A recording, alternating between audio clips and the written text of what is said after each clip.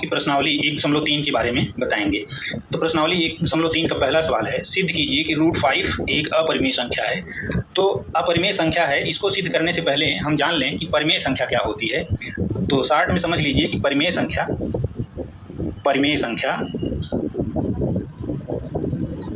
तो परिमेय संख्या P/Q के रूप में जो लिखी जाती हो, अंश और हर के रूप में जो लिखी जाए, जहाँ Q जो है शून्य के बराबर नहीं होगा और PQ अंश और हर दोनों सहअभाज्य हों।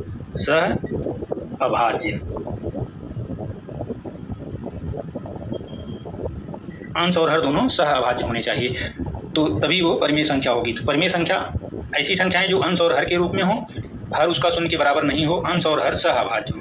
अब सहअभाज्य जान लीजिए, सहअभाज्य वे संख्याएं होती हैं जिनका उभयनिष्ठ गुणनखंड एक के अलावा और कोई नहीं होता है।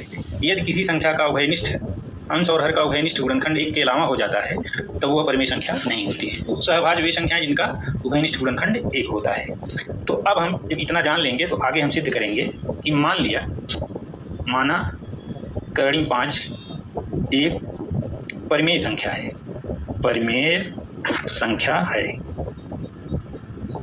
तो जब कर्णिम 5 एक परिमेय संख्या है तो हमने बताया कि परिमेय संख्या को P/Q के रूप में लिख सकते हैं, अंश और हर के रूप में। तो अतः कर्णिम 5 बराबर P/Q। अब इसका वर्ग कर देंगे, दोनों तरफ का जब वर्ग कर देंगे तो 5 बराबर हो, वर्ग करने पर कड़ी हट जाएगी, 5 बराबर P² अब इसका तिरछा गुणा कर देंगे तो हमारा हो जाएगा P² बराबर 5Q²। P² बराबर 5Q²। इसका मतलब कि 5 P² का फैक्टर है, 5 P² का एक गुणनखंड होगा। अब जैसे हम आप लोगों को बता दें, 16 का अगर एक गुणनखंड 2 है तो 4 का भी गुणनखंड 2 होगा, 16 का वर्गमूल 4 होगा, 4 का भी गुणनखंड। उसी तरीके से यदि P² का एक गुणनखंड 5 है तो 5P का भी गुणनखंड होगा। अतः 5P का एक गुणनखंड है। आशा करता हूं कि यहाँ तक आप लोगों को समझ में आ गया होगा। अब जब 5P का एक गुणनखंड हो गया, मालूम हो गया, अब P की जगह हम P बराबर 5R रखने पर, ये जो हमारा समीकरण दिया गया है फर्स्ट, इसमें P बराबर 5R रखने पर यहाँ लिख सकते हैं समीकरण एक में P बराबर 5R रखेंगे तो ये हमारा हो जाएगा 5Q² बराबर हो जाएगा 5R का होल स्क्वायर। अब ये 25R² के बराबर हो जाएगा। तो 5 से भाग देंगे तो Q² बराबर 5 × R²। अब यहाँ भी देख रहे हैं 5Q² का एक गुणनखंड है, तो जब 5Q² का एक गुणनखंड है तो 5Q का भी एक गुणनखंड होगा, जैसा कि हमने बताया।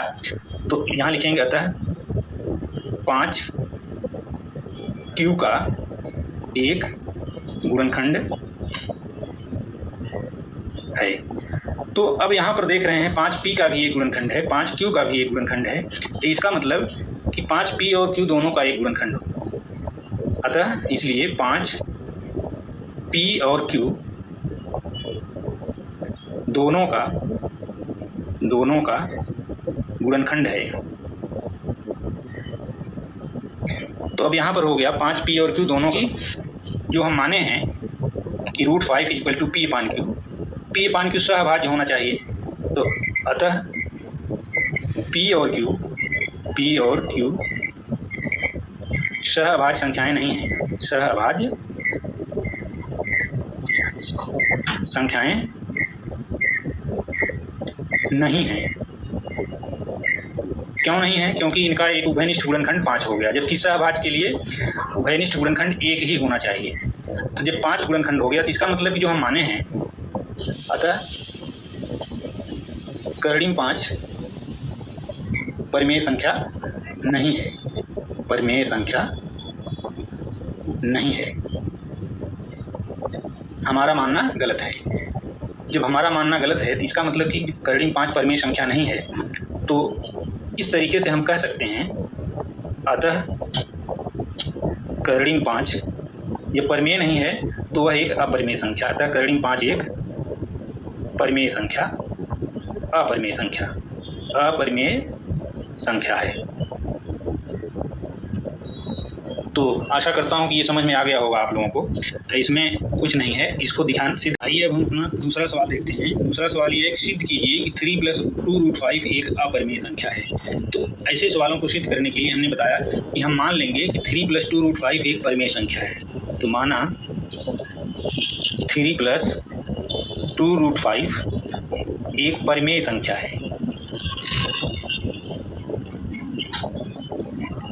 परिमेय संख्या है। तो जब यह एक परिमेय संख्या है, 3 + 2√5 जो परिमेय संख्या है, तो 3 भी एक, यहाँ पर 3 भी परिमेय संख्या है। 3 + 2√5 परिमेय है, तो 3 भी परिमेय है। 3 भी परिमेय संख्या है। हम जानते हैं कि सभी पूर्णांक परिमेय संख्याएं होते हैं, क्योंकि किसी भी पूर्णांक को हम, जैसे 3 है तो 3 को 3/1 के रूप में लिख सकते हैं। तो 3/1 परिमेय संख्या, 3 भी परिमेय संख्या है। तो 2 परिमेय संख्याओं को घटाएंगे तब वह भी एक परिमेय संख्या होगा। इसलिए 3 + 2√5 - 3 यह भी एक परिमेय संख्या होगा। यह भी परिमेय संख्या है।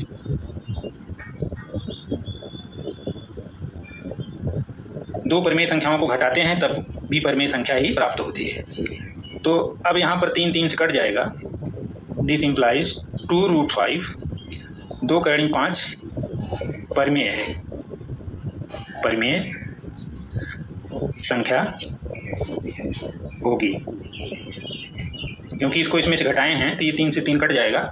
जब 2√5 परिमेय संख्या होगी, अब यहाँ पर हम 2 से भाग कर देंगे तो वह भी परिमेय संख्या होगी। तो इसको लिख देंगे 1/2 × 2√5 भी परिमेय संख्या है। परिमेय संख्या है, क्योंकि हम जानते हैं किसी भी परिमेय संख्या में किसी संख्या से भाग दे देते हैं तो वह भी परिमेय संख्या होती है। अब यहाँ पर 2 से 2 कैंसिल हो गया। तो अब ये प्रदर्शित करता है कि कर्णिम 5 भी परिमेय संख्या है। तो कर्णिम 5 परिमेय संख्या है, किंतु यह एक विरोधाभास है। किंतु यह एक विरोधाभास है। किंतु कर्णिम 5 परिमेय नहीं है, परिमेय संख्या नहीं है। तो जो हम माने हैं कि 3 + 2√5 परिमेय संख्या है, ये हमारा मानना गलत है। अतः हमारा मानना गलत है। तो जब हमारा मानना गलत है, तो हमने माना है कि 3 + 2√5 परिमेय संख्या है, तो यह परिमेय नहीं होगा। इसलिए 3 + 2√5 एक अपरिमेय संख्या होगी। अपरिमेय संख्या है। तो आशा करता हूँ कि ये सवाल आप लोगों को समझ में आया होगा। ऐसे सवालों को सिद्ध करने के लिए हम मान लेंगे कि वो जब परिमेय अपरिमेय कहे तो हम उसको परिमेय मान लेंगे। तो परिमेय मानेंगे तो दोनों को हम परिमेय दिखा देंगे, फिर उनका अंतर भी परिमेय दिखा देंगे। तो उसमें से उसको हम घटाएंगे तो ये हमारा आ जाएगा, यह परिमेय संख्या है। फिर यहाँ पर जो संख्या रहे उसी से भाग दे देंगे तो दिखा देंगे कि वह भी परिमेय है। तो कट जाएगा, तो जो आएगा हमारा वो विरोधाभासी में आएगा। तो जब विरोधाभासी में आएगा तो जो हम माने हैं वो हमारा मानना गलत हो जाएगा। इसलिए जो दिया गया है वही सत्य है, अर्थात 3 + 2√5 एक अपरिमेय संख्या है। अब हमारा अगला सवाल है प्रश्न संख्या 3, सिद्ध कीजिए कि निम्नलिखित संख्याएं अपरिमेय हैं। तो इसमें हमारा पहला है 1/√2।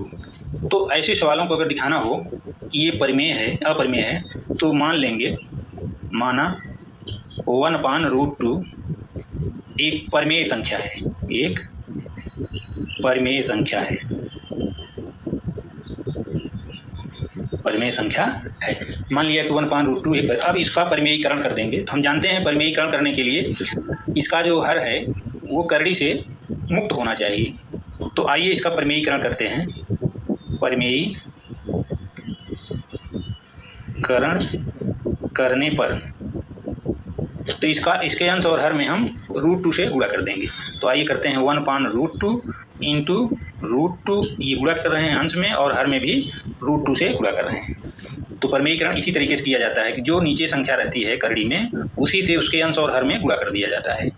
तो अब यहाँ पर हमारा देख रहे हैं कि ऊपर अंश में हो गया √2, नीचे हो गया 2, √2/2। अब यहाँ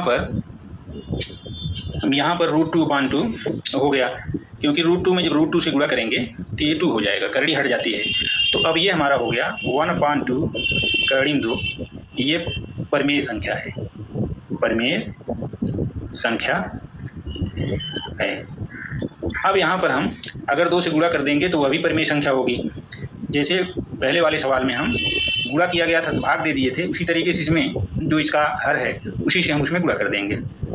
तो 1/2 इंटू 2√2, 2 से गुणा करने पर, यहाँ 2 से गुणा करने पर तो यहाँ अगर भाग रहता है तो गुणा कर देते हैं, गुणा रहता है तो भाग कर देते हैं। तो हमने 2 से यहाँ गुणा कर दिया, तो 1/2 इंटू 2√2 भी परिमेय संख्या होगी।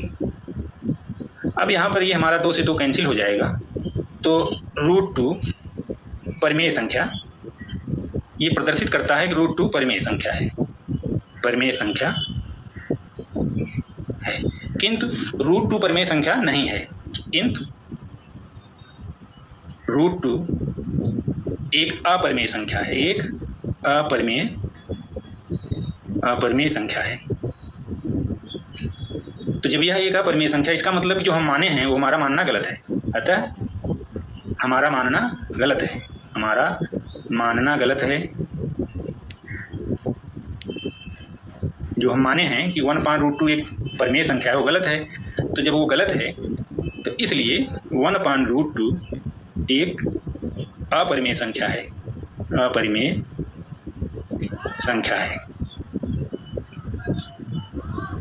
तो इस तरीके के सवालों को ऐसे सिद्ध करते हैं। आप लोग ये सोच रहे होंगे कि यहाँ पर हमने 2 से कहाँ से गुणा कर किया, जैसे 3 + 2√5 एक परिमेय संख्या है, तो 3 + 2√5 -3 भी परिमेय संख्या है।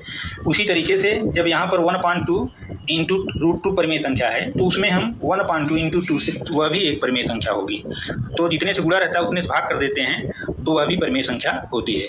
तो आशा करता हूँ कि ये सवाल आप लोगों को समझ में आया होगा। अब हमारा अगला सवाल है, उसी का सेकेंड पार्ट है 7√5। ये सिद्ध करना है कि यह एक अपरिमेय संख्या है। तो इसको भी मान लेंगे हम, माना 7√5 एक परिमेय संख्या है, एक परिमेय संख्या है। तो जब यह एक परिमेय संख्या है तो इसमें हम 7 से गुणा किया गया है, तो 7 से भाग देंगे तो वह भी एक परिमेय संख्या होगी। इसलिए 1/7 इंटू 7√5 भी परिमेय संख्या होगी,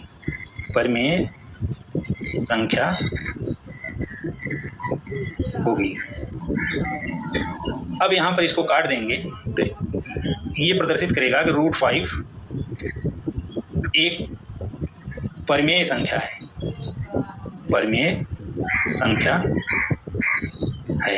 किंतु √5 एक परिमेय संख्या नहीं है, किंतु √5 एक अपरिमेय संख्या है, एक अपरिमेय संख्या है। तो जब ये अपरिमेय संख्या है तो हमारा मानना गलत है, अतः हमारा मानना क्योंकि इसी को हम √5 लिखे हैं, तो इसलिए हमारा मानना गलत है। तो जब हमारा मानना गलत है तो क्या माने हैं हम, तो √5 परिमेय संख्या है, इसलिए 7√5 परिमेय संख्या नहीं है, तो जब परिमेय संख्या नहीं है तो अतः 7√5 एक अपरिमेय संख्या है, तो बच्चों आशा करता हूँ कि ये समझ में आया होगा। तो कुछ चीज़ें जो ऐसी होती हैं जो स्वयं सिद्ध होती हैं, उनको सिद्ध करने के लिए हम मान करके सिद्ध करते हैं, तो हम इसीलिए इनको मान करके सिद्ध किए हैं, और इसमें कुछ नहीं है। ऐसे सवालों को मान करके ही सिद्ध करते हैं, अंत में हम विरोधाभास दिखा देते हैं, तो जो विरोधाभास हो जाता है तो वही सही रहता है। अब क्वेश्चन नंबर 3 का तीसरा पार्ट है। तीसरा पार्ट ये है कि 6 + √2 दिखाना है कि 6 + √2 ये अपरिमेय संख्या है, तो मान लेंगे इसको भी माना 6 प्लस √2 एक परिमेय संख्या है, एक परिमेय संख्या है। तो यहाँ पर देख रहे हैं 6 जोड़ा गया है, तो हम इसलिए 6 प्लस √2 माइनस 6 भी परिमेय होगा, परिमेय संख्या है। अब यहाँ पर इसको काट देंगे, इसलिए √2 एक परिमेय संख्या है, परिमेय संख्या है, किंतु √2 परिमेय संख्या नहीं है। किंतु इसी को हम लिखे हैं, किंतु √2 एक अपरिमेय संख्या है।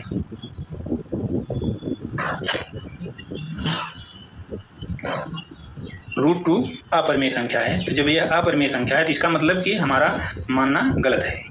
अतः हमारा ना समझ में आए तो कमेंट कर देना लोग, गलत है। हाँ, नहीं पता लगे अंकल जी पढ़ा रहे हैं समझ में जब गलत है तो इसलिए 6 प्लस √2 कमेंट अवश्य एक करो तुम लोग, पता नहीं अपरिमेय संख्या है, कमेंट ही नहीं करते हो। कितना सही है, कितना समझ में आ रहा है, नहीं आ रहा है, संख्या है। कमेंट करिए कीजिए। तो इस तरीके से ऐसे सवालों को हम सिद्ध कर देंगे। आशा करता हूं कि ऐसे सवाल आप लोगों को समझ में आ गया होगा। इसमें हम देख रहे हैं सभी में हमने विरोधाभास ही दिखाया है, तो विरोधाभास दिखा करके ही हम इसको सिद्ध करते हैं, क्योंकि जो चीज़ें स्वयं सिद्ध रहती हैं उनको हम ऐसे विरोधाभास दिखा करके ही अंत में दिखाते हैं कि यह वही सिद्ध है, वही सत्य है। तो आशा करता हूँ कि ये सब सवाल आप लोगों को समझ में आए होंगे। तो आज बस इतना ही। फिर